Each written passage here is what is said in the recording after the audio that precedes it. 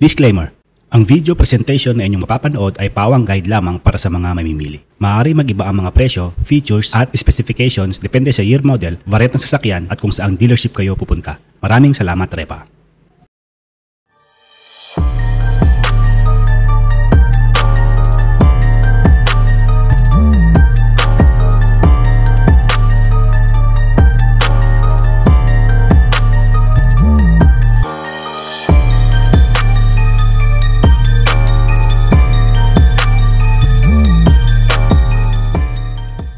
Top Sedan Cars sa Pilipinas ngayon, November 2025 edition. Ang mga sedan ay patuloy na paborito ng maraming Pilipino dahil sa kanilang praktikalidad, tipid sa gasolina at madaling imaneho. Sa gitna ng pag-usbong ng mga SUV at crossovers, ang mga sedan ay nanatiling solidong pagpipilian para sa city driving at pang-araw-araw na biyahe or ride.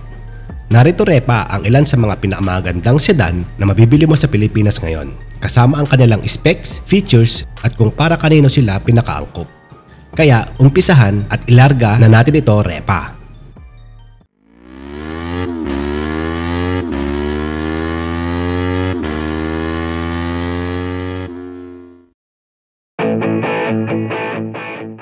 Panglima sa listahan ay ang Toyota Camry HEV, Hybrid Electric Vehicle. Specifications: ito ay may 2.5 liter hybrid system na makina. May combined power na 230 PS. May ECVT na transmission at nagkakahalaga ng higit sa 2.5 million para sa pinakamataas na variant. Mga tampok: ito ay may Toyota Safety Sense 3.0, premium interior materials at may hybrid efficiency at smooth ride. Bakit maganda ang isang Toyota Camry HEV? Ito ay may elegante, tahimik at sobrang komportable. Matipid sa gasolina para sa laki at performance nito. High-tech ang mga safety features at magandang resale value. Mga dapat tandaan: malaki at mas mahal kumpara sa mga compact sedans. Hindi ganoon ka-ideal sa masisikip na city parking. Ito ay pinakamainam para sa mga executives, pangpamilya o long-distance drivers na gusto ng luxury at tipid sa gasolina. Ang apat sa listahan mga Repa ay ang BYD Seal 5. Specifications: ito ay may powertrain na hybrid electric vehicle. May power hanggang 203 PS at may range na 510 km para sa EV variant. May presyo na nagsisimula sa 1,998,000 hanggang sa 2,548,000 pesos. Mga features: meron itong 15.6-inch rotating touchscreen display. May wireless Apple CarPlay at Android Auto. Advanced Driver Assist Features or ADAS. May 8 airbags at 360-degree camera. Bakit maganda ang isang BYD Seal 5? Ito ay isa sa mga pinaka-advanced na sedan sa market ngayon. Tahimik, mabilis at environment friendly. May luxury feel sa loob at sa labas. Mga dapat tandaan: mas mahal ito kaysa sa traditional na sedan. Kailangan ng access sa mga charging station kung electric vehicle. Ito ay pinakamainam para sa mga tech-savvy buyers na gusto ng modernong sasakyan at may budget para sa premium sedan. Pangatlo Repa ay ang Suzuki Dzire. Ang Suzuki Dzire ay may 1.2 liter gasoline engine, 82 horsepower at 113 Nm ng torque. May transmission na 5-speed manual or AGS, auto gear shift. May ground clearance na 145 mm at nagkakahalaga lamang ng 609,000 pesos hanggang 819,000 pesos. Mga tampok ng Suzuki Dzire: may 7-inch touchscreen infotainment system, dual airbags, ABS with EBD, matipid sa gasolina at madaling imaneho. Bakit ito maganda? Ito ay isa sa mga pinakamurang sedan sa bansa. Napakatipid sa gasolina, perpekto para sa araw-araw na biyahe. Mga dapat tandaan. Medyo maliit ang trunk at rear legroom. Hindi ideal para sa long drives na may mabigat na kargada. Pinakamainam para sa mga estudyante, first-time buyers at practical commuters. Pangalawa repa ay ang Geely M Grand.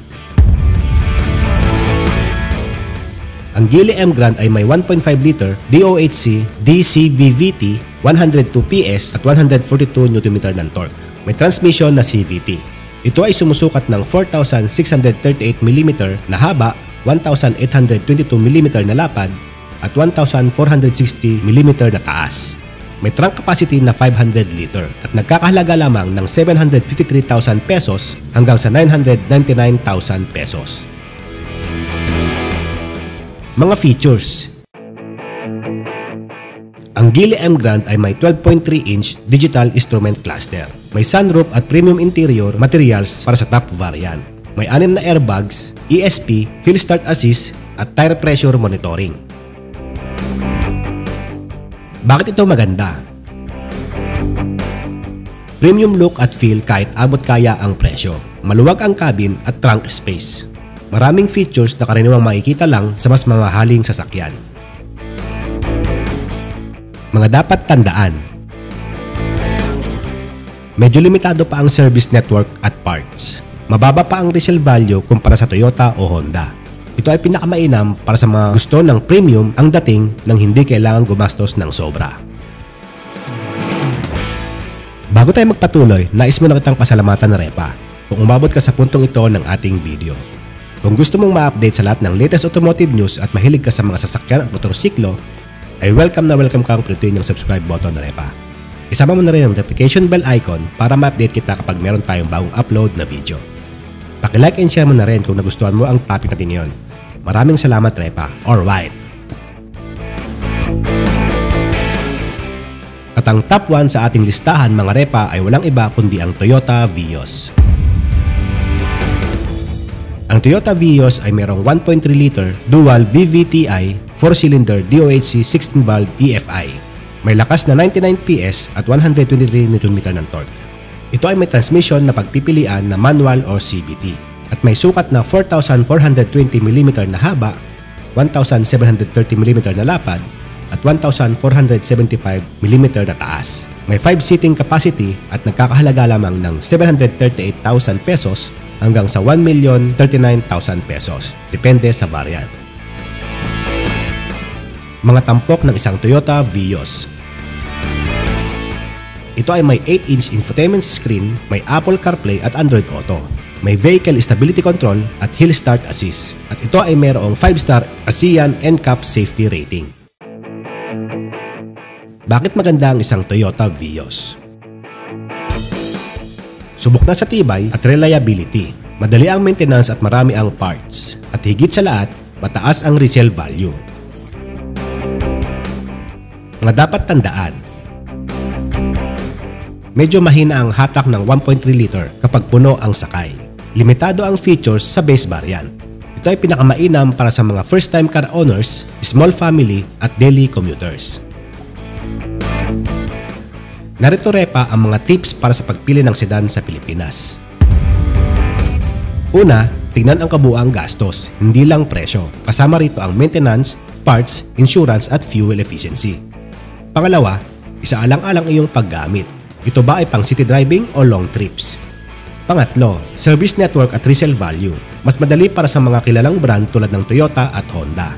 Pang-apat, future proofing. Kung gusto mo ng tipid sa gasolina at eco-friendly, isaalang-alang ang hybrid o electric vehicle. At ang pang-lima, test drive muna. Siguraduhin na komportable ka sa upuan, visibility at handling. At yan na nga mga Repa ang ating listahan ng mga ilang sedan na pwede mong pagpilian at ikonsidera kung magbabalak kang bumili ng bagong sasakyan. May napipisil ka ba sa mga nabanggit na sasakyan Repa?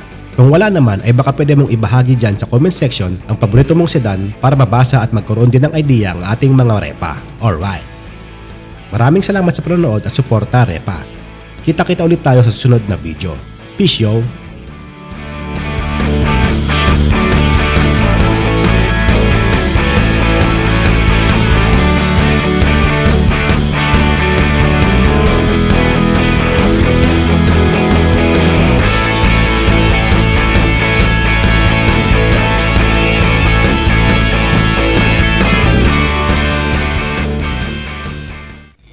Bago tayo magtapos, ito po muna ang inyong lingkod at nagpapaalala ng huwag pong mainit ang ulo sa daan para tayo ay makarating ng ligtas sa ating patutunguhan.